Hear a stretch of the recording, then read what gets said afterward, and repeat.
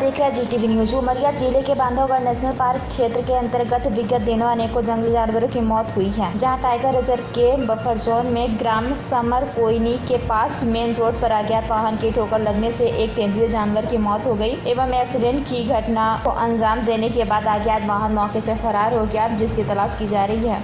वहीं Bandhavgarh national park के director विसेंट रहीम ने घटना के संबंध में जानकारी देते हुए बताया कि बफर जोन के अंतर्गत PWD रोड पर अज्ञात वाहन तेंदुए को ठोकर मारकर मौके से फरार हो गया, जहां तेंदुए की मौके पर ही मौत हो गई है एवं पशु चिकित्सक वन विभाग अधिकारियों की मौजूदगी में प्रोटोकॉल के तहत मृत तेंदुए का शव दाह कराया गया एवं अज्ञात वाहन के खिलाफ वन अपराध दर्ज कर लिया गया है। गौरतलब है कि बांधवगढ़ नेशनल पार्क क्षेत्र में आए 3 जंगली जानवरों की मौत हो रही है, जिसके कारण अनेकों हैं, जैसे एक्सीडेंट होना, शिकार होना एवं जानवरों की आपसी फाइट सहित अन्य कारणों से जानवरों की मौतों में इजाफा हो रहा है। वही वन विभाग के अधिकारियों द्वारा जिले वासियों से अपील की जाती है कि वन विभाग से संबंधित किसी भी प्रकार के अपराधों की सूचना संबंधित अधिकारी को दें, जिससे हो रहे वन अपराधों पर लगाम लग सके। इस उमरिया से शंकर सिंह चंदेल की एक खास रिपोर्ट।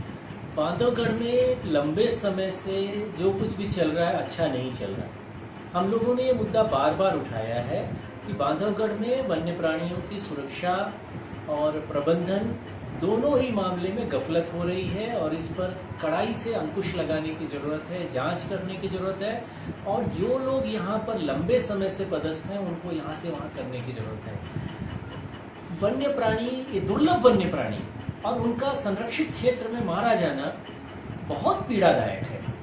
अब अगर बांधवगढ़ के बफर जोन में भी वन्य प्राणी सुरक्षित नहीं है तो हम इनको कहाँ सुरक्षित पाएंगे, जहां सारी जिनके लिए सब चीजें गठित की गई। ये टाइगर रिजर्व है, ये सिर्फ उनको सुरक्षा देने के लिए, और वहीं टाइगर सुरक्षित नहीं। तो इसलिए मेरा कहना है कि बांधवगढ़ के पूरे सिस्टम को नए सिरे से देखने की, जांचने की, समझने की और रिबिल्ड करने की जरूरत है, क्योंकि यहाँ लगातार वन्य प्राणियों की मौत हो रही है और अभी जो मौत हुई वो एक वाहन से कुचल करके मौत हो गई। ये किस तरह का हमने वो बना रखा है।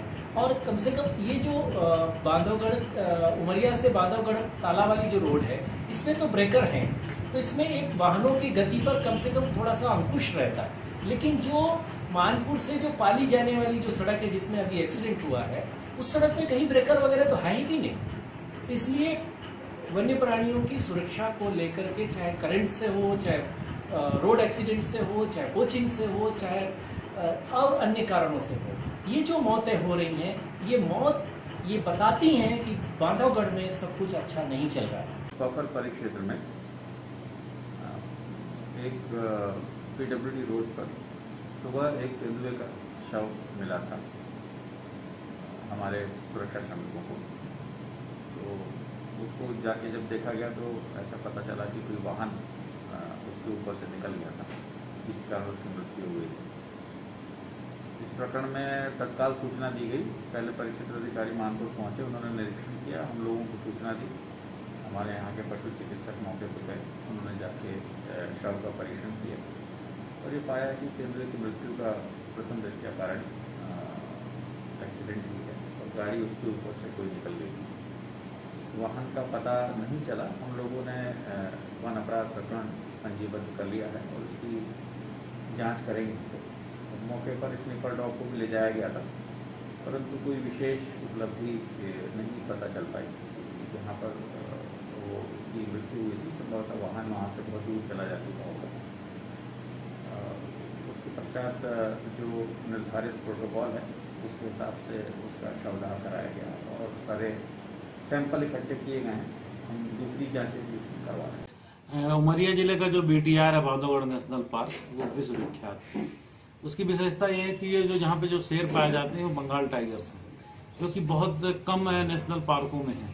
और सबसे बड़ी बात, इसका जो क्षेत्रफल है वो कम मात्रा में है, जितना होना चाहिए उतना है नहीं। इस कारण जो बाघ जो है, यहाँ बाघिन जो हर साल प्रजनन करते हैं और प्रजनन करने में उनकी संख्या धीरे धीरे बढ़ रही है।